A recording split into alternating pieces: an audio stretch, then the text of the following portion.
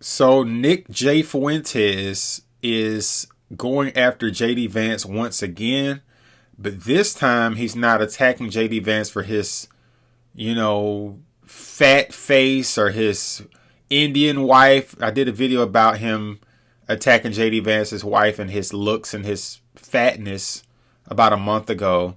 You can go watch it if you choose to do so.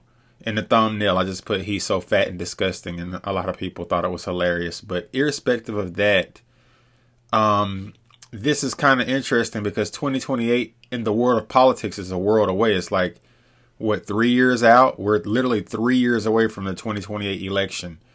And JD Vance is already seen as the, anointed torchbearer for the 2028 campaign for the GOP. It's like he's already a lock for the nomination. And even though Nick Fuentes has pretty big influence over a segment of Gen Z, Nick Fuentes does not control the majority of Gen Z white males and even a few black and Hispanic males that listen to him. He's primarily viewed and he primarily influences a lot of Gen Z white males between the ages of, I would say, 16, 17 to about 27, 28, maybe even 30 years old. And he does influence guys in their 30s as well, but he's definitely more Gen Z than anybody else. So without further ado, I'm going to play the clip and I'll offer a little commentary. It's not a very long clip. I think it's like 4 minutes and some change, but I'll probably interrupt a couple of times. I don't want to make this video too long because I got to go pick some stuff up from my work. And I'm telling you this right now, and you need to be with me on this. You need to raise your right hand right now. If JD Vance condemns the Groypers, if JD Vance signals to the Israel First lobby that he is condemning the America First movement, then we will not vote for him, we will not support him, and as a matter of fact, we will show up in Iowa, and then New Hampshire, and then Nevada and South Carolina to make sure that he never gets the nomination. Okay, let me just interrupt real quick on that statement he just made, his opening statement about if JD Vance does not stick to the America First doctrine, and if he condemns the America First movement, which I don't think he's going to condemn the America First movement, but you're already starting off kind of on the wrong foot because you're telegraphing what you and your Groyper army are going to do to a potential, well, it's not even a potential, to the, perceived nominee for the GOP for 2028. When he goes to Iowa to campaign, when he goes to New Hampshire, you're already telling people that you're going to show up with your Groyper army, and that basically eliminates the element of surprise. Like I said, it's 3 years out.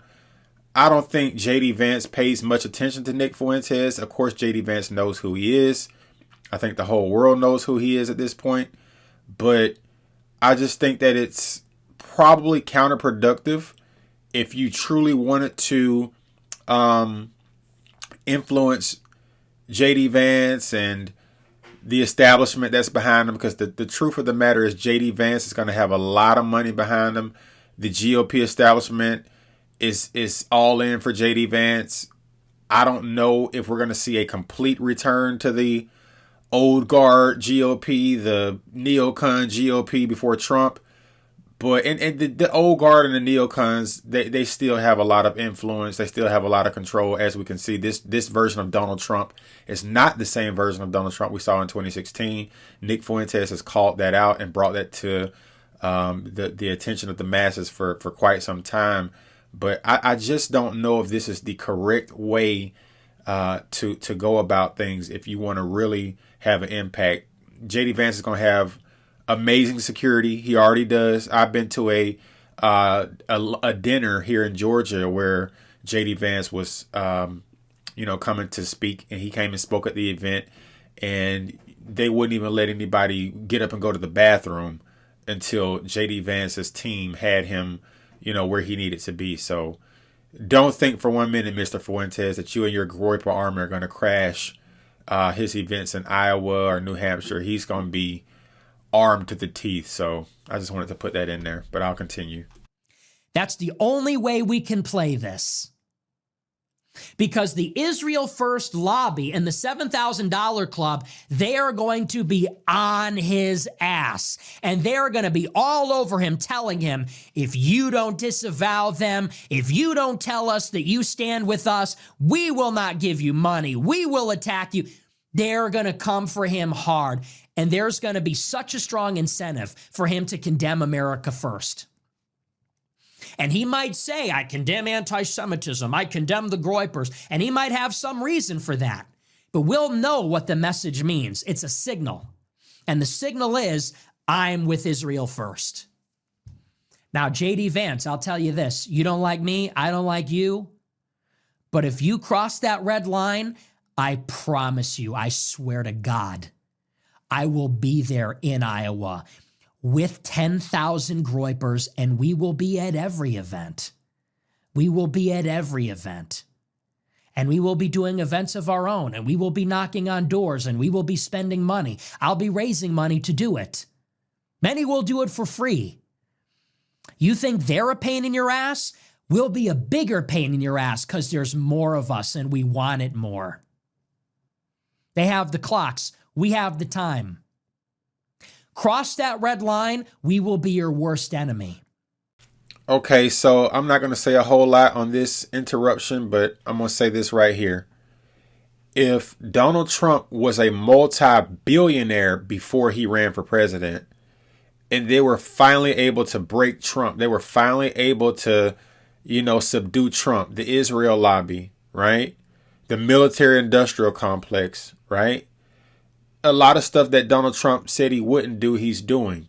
And a lot of stuff he said he would do, he's not doing. He's not released the Epstein files, right? He bombed Iran on behalf of Israel, right? Now we got troops, swarming the Caribbean off the North Venezuela coast. Well, that's the only coast they have, but they're off the coast of Venezuela right now. So a lot of the things that we didn't see in the beginning in Trump's first term, we're starting to see in his second term 8 years later, from 2016 to 2024. And now it's 2025. So 9 years later, right? He didn't take office until 2017. So 8 years later is correct. If they were able to subdue and wear Trump down as a multi-billionaire, what do you think they're going to do to JD Vance? JD Vance don't have the kind of money that Trump has. And I mean, the passion, the energy, the love for your country, that's great. I'm passionate. I love my country too. But we got to understand how the game is played here. That right there is what it's all about in politics. That's why politics is so effed up, because there's so much money. They already got JD Vance, bro. Now, in order for JD Vance to try to get a big chunk of Gen Z, which he's going to need, because whoever the Democrats are running, they're going to be energized and they're going to have a lot of money because they're going to want to change and get a Democrat back in power. Now, my whole thing is, you don't have the money. You'll never have the money that the Israel lobby has. You'll never have the money that the big tech and the big ag and the big oil and all those major corporations, these multi-billion-dollar multinational corporations have. So you're going to be playing at an unfair advantage. I'm sorry, at an unfair disadvantage. You're going to be up against a beast. You're going to be against, it's like David against Goliath. David won. We all know in the Bible, David won. But it's going to take a lot of work, a lot of craftiness, a lot of creativity. It's going to take a lot. So, again, I think Nick is his heart is in the right place, but going to try and interrupt his, campaign events and having your own events and door knocking. Yeah, that'll move the needle a little bit, but you got a whole lot more people to reach besides Gen Z. And then, of course, the boomers. We know how the boomers vote, and we know what type of Republican candidates they vote for. They love JD Vance, and a lot of them still love Trump. They have a completely different mindset than us millennials and then the Gen Z generations. They're still blind to what's really going on. They are very, very pro neocons. They love people like Sean Hannity. They love people like Ted Cruz and Marco Rubio, they love them. The boomers love them. And there's still a lot of boomers left. And the boomers got that check. The boomers got the money. So it's going to take a lot of work. Politically, important to clarify. If you stay neutral, maybe we'll recuse ourselves. Maybe we'll stay out of it. No promises. But if you do something for us, if you do something for America first, maybe you'll get our votes. And maybe you'll get our support. And maybe that means nothing a year ago. Maybe it means something now. Maybe in a couple of years, it'll mean a lot. This is how we engage in politics. People say we're never going to vote our way out of it. You're right. But we can use politics to our advantage. If we're united, if we're organized, if we have a coordinated message, if we make it clear, we will not tolerate any more concessions to Israel first. Only America first. That's how you're going to get the under 25 demographic. If you try it to appease the Israel First lobby, I promise you, you will lose the under 25 demographic. Forget about it. They won't turn out. They will not turn out. No one will turn out to support more of that status quo. You can wave that goodbye. I promise you that, and they know that. So you're going to have to make a decision. Their money or our votes? Israel first and the special interests, or America first and the actual national interest of this country? That's your decision. And that's the decision, by the way, for all of them. Any prospective candidate, all the think tanks, all the congressmen, that's your choice. But we have to focus our efforts on the presidential primary in 2028. Okay, so that's the end of Nick Fuentes' clip. It was only like 4 minutes and some change. I just want to say this, and I'm going to wrap this video up because, like I said, I got to run. Nick Fuentes' heart is in the right place when it comes to America being priority over Israel. If you watched any of my previous videos, I'm very critical of Nick Fuentes on certain things, but I agree with him on certain things as well. I'm not one of these deranged people that cries and gets in my feelings when he says stuff that I don't agree with, such as some of the racial stuff and, you know, a few other things he says. I kind of just, like the old saying goes, chew the meat, spit out the bones, right? The bottom line is Israel has had a stranglehold on our government officials, both sides of the aisle, Democrat, Republican, for decades. Bush, Biden, Obama, like it doesn't matter who's in power. Now, of course, some presidents were more pro-Israel than others. Trump has arguably been the most pro-Israel president that we've had in a long time. And unfortunately, I don't see that changing under JD Vance. I just don't, because JD Vance, he's being groomed for this position. And I watched a few Nick Fuentes clips about Peter Thiel being a major factor in him getting that Senate seat when he was, running for that Senate seat in Ohio. And he won the Senate seat in Ohio, and he eventually became the Trump selection for vice president. And JD Vance was the guy that called Trump Hitler. He did not like Trump years ago. During Trump's, first run, JD Vance was anti-Trump. He was a never Trumper. And now he's the vice president. So, like I said, they got Vance right where they want him.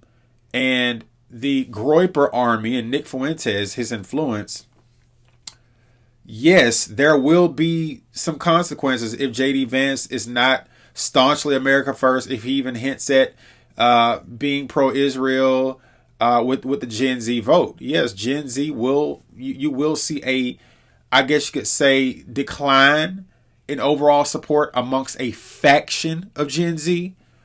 But will Nick Fuentes have the type of pull, the type of influence to take down the Gen Z vote significantly, like over 40-50% come 2028? That remains to be seen. I don't think Nick Fuentes is there yet, but I would say there are a few million Gen Z white males, millions with an S, that like Nick Fuentes and that follow Nick Fuentes and that listen to him regularly. I think it's a few million, maybe 3 or 4 million. I don't have an accurate count, and that's a very difficult number to, come up with. I'm extrapolating here, but we'll have to see.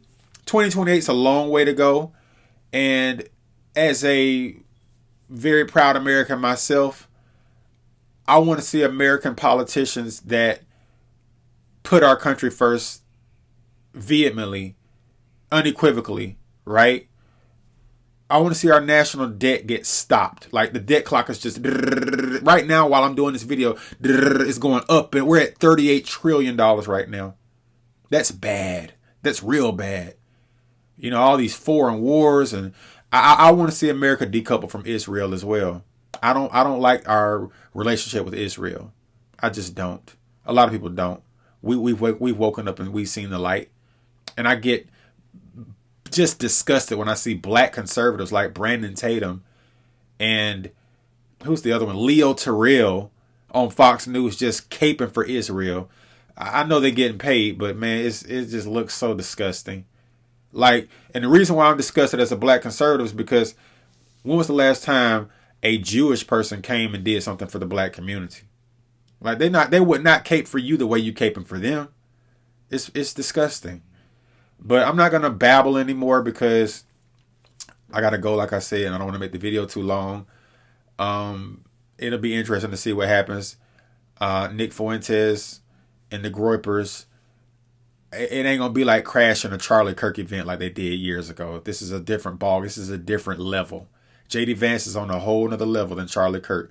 And rest in peace to Charlie, but JD Vance is the vice president, the sitting vice president. So you got another thing coming if you think you're finna just go disrupt a JD Vance campaign event without some serious repercussions, like when you disrupted those Charlie Kirk events. You can go do your own private events in Iowa. You can go do your own private events in New Hampshire, in South Carolina, but it ain't gonna be nowhere near where JD Vance is at. That's just what it is.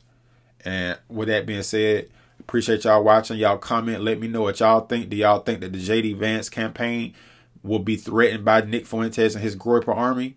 Or do you think that Nick Fuentes is just talking big on the internet and his mouth is writing checks too big that his ass cannot cash? Catch up.